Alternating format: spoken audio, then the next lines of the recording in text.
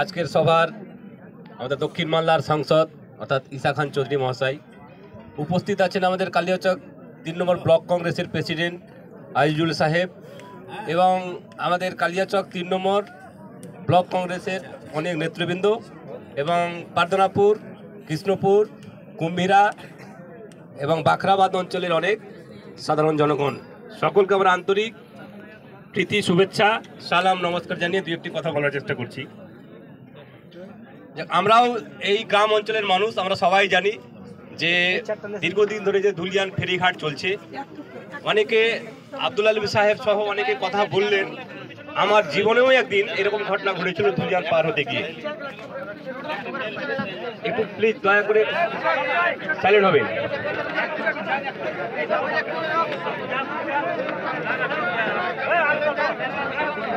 সকলকে একটু অনুরোধ করছি, একটু আস্তে আস্তে পিছিয়ে যান, তাহলে সুবিধা হবে সব আমাদের সকলেরই।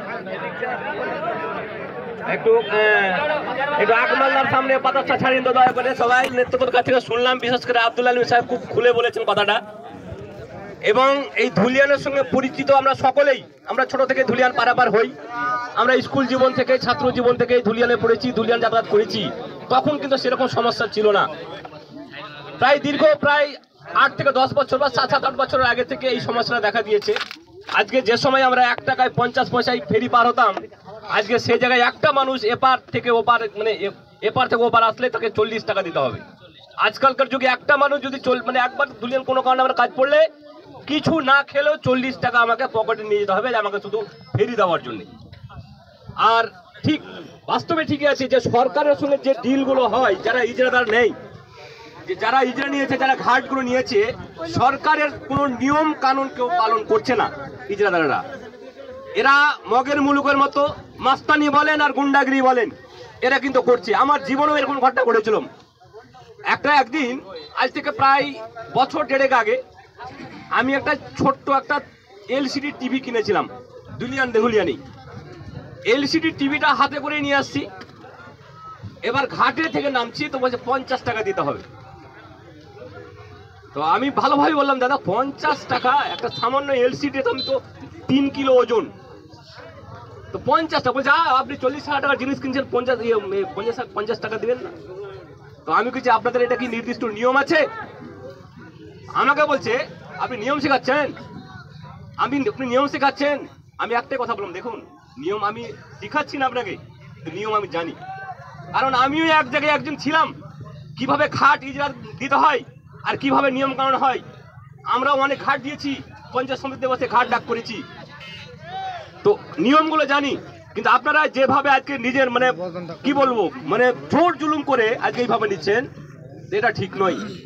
এর আগেও আমরা দেখেছি, ঠিকই আছে, আমরা সত্যি আমরা একজোট হতে পারি না, আমরা একজোট হয়ে কথা বলতে পারি না। এবার আমি আলম সাহেব যেমন কথা বললেন যে উনি কথা বলছেন, একটা ওনার পাশে কেউ নেই, ঠিক, যার জন্য সেও নেই, কেউ কোনো মানুষ নেই, তো ঠিকই আছে। আমরা এবার দেখুন, আমরা তো একজন যে ওনাদের সঙ্গে আমরা মারামারি করতে পারবো না।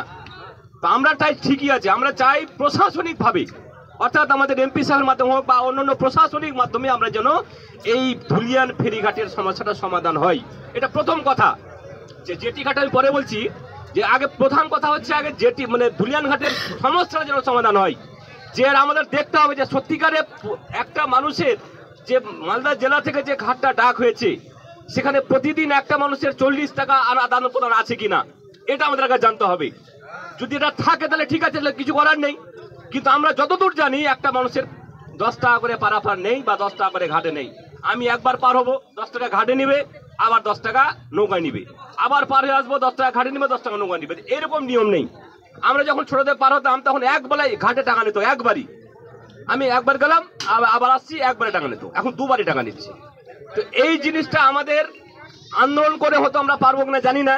তো আমার মনে হচ্ছে যদি প্রশাসনিকভাবে এটা গুরুত্ব দেওয়া যায়, যেটা কি ব্যবস্থা আছে, যেটা সত্যিকারে এদের নিয়ম আছে নাকি, যে এটা আমি বলবো যে প্রশাসনিক স্তরে এটা হওয়া উচিত। আমাদের একে একে জনজনে না করে, জনজনে করতে গেলে তো মারামারি হচ্ছে, যে কে কার জন্য মারামারি করবে, কেউ কারোর সঙ্গে বা আমরা এক সংগঠন হতে পারছি না। তাই এটা প্রশাসনিক স্তরে আমাদের, বিশেষ করে এমপি সাহেবের মাধ্যমে যেন প্রশাসনিক স্তরে এই জিনিসটা দেখানো হয়, এটা আমি অনুরোধ করব। আর দ্বিতীয় কথা হচ্ছে, ঠিক আছে জেটি ঘাট, আমি একটু হয়তো নেগেটিভ কথা বলবো, আপনারা হয়তো অনেক মনে নিতে পারেন। জেটি ঘাট আমরা ঠিক আছে দীর্ঘদিন ধরে শুনছি, প্রায় 10 বছর আগে থেকে শুনছি জেটি ঘাট হবে। সরকার করলে কি না হয়, সরকার করলে এখানেও একটা পাহাড় বানিয়ে দিতে পারে, সেটা কোনো ব্যাপার নেই। কিন্তু আজকাল বিশেষ করে বর্তমান গঙ্গার যে পরিস্থিতি, এই গঙ্গার পরিস্থিতি যেটি আমরা জানি না, আমরা সোশ্যাল মিডিয়ায় শুনছি যে জেটি ঘাট স্যাংশন হয়ে গেছে। কিন্তু আমার একটু ডাউট হচ্ছে, কেন ডাউট হচ্ছে যে বর্তমান গঙ্গার পজিশনে কিভাবে জেটি ঘাট হতে পারে, এটা আমি মাথা আমি ভেবে পাচ্ছি না। যেটা জেটি ঘাট হতে দুদিকেই গভীর জল লাগে, তো সেটা হয়তো সরকার ইচ্ছা করলে সে ক্যানেল করে তৈরি করতে পারে, আলাদা জিনিস হলে খুব আমাদের ভালো। তো যাই হোক, এবার যদি জেটি ঘাট হয়ও ঠিক, এটা একটা বাস্তব কথা, হলে আমাদের কি ভাবা উচিত, যেহেতু আমাদের 4টা-5টা অঞ্চলের মানুষ, আমরা এই ধুলিয়ানের উপর অনেক সময় নির্ভর করি। আজকে ধুলিয়ান ঘাটটা অনেক এই ধুলিয়ান ঘাটের মানে যারা ঘাট নিচ্ছে তাদের আচরণের জন্য ধুলিয়ান ঘাট অনেকটা মরে গেছে। আমরা মাঝে মাঝে ধুলিয়ান যাই, ব্যবসায়ীরা বলে যে আমাদের বেচাকেনা নেই। বেচাকেনা থাকবে কি করে, আর বেচাকেনা লাগবে কি, থাকবে কি করে? একটা মানুষ পার হতে গিয়ে একটা আমি 5 কিলো আলু নিয়ে আসবো, তার জন্য বলছে 20 টাকা দাও, ব্যাগ চেক করছি। তো যাই হোক, ধুলিয়ান সত্যিকারে ধুলিয়ান নির্ভর করেছিল আমাদের দিয়াড়ের মানুষের জন্য, অনেকটা দুর্বল হয়েছে ধুলিয়ান শহরে, আমরা এটাও জানি। কিন্তু তা সত্ত্বেও আমাদের নিত্য প্রয়োজনীয় কাজের জন্য ধুলিয়ান যেতে হয়, আমরা যাই এবং আমাদের যেতেও হবে। তো যেহেতু যেতে হবে, আমাদের সারা জীবন এই এলাকায় বসবাস করতে হবে, এই এলাকার মানুষের স্বার্থে ঠিকই আছে, যেটা এর আগে পূর্ববর্তী বক্তারা বলে গেছেন। আমিও চাই যে সবার স্বার্থে, অর্থাৎ সামগ্রিক স্বার্থে যেখানে ঘাটটা করলে সুবিধা হবে সেটা আলোচনা মাফিক। আমরা তো আর ডিএম সাহেবকে গিয়ে বললে আমাদের কথা শুনবে না, আমরা তো আর এমএলএ সাহেবকে বললে কথা শুনবে না, বা আমরা মমতা ব্যানার্জিকে বললে কথা শুনবে না। তাহলে আমাদের কি, আমাদের দাবি দেওয়ার জানানোর জায়গা হচ্ছে আমাদের একমাত্র এমপি সাহেব, বা আমাদের যারা আমাদের ছোট ছোট প্রশাসনিক স্তরে যারা বর্তমানে ক্ষমতায় আছে।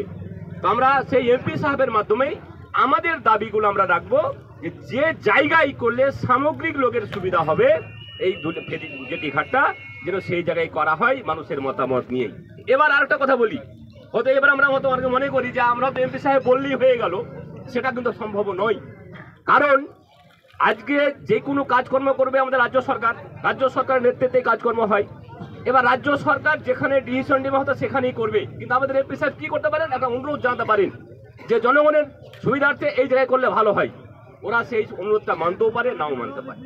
তো সে না মানুক যায় এসে, কিন্তু আমাদের যেটুকু দাবি দেওয়া আমরা সেটুকু জানাবো।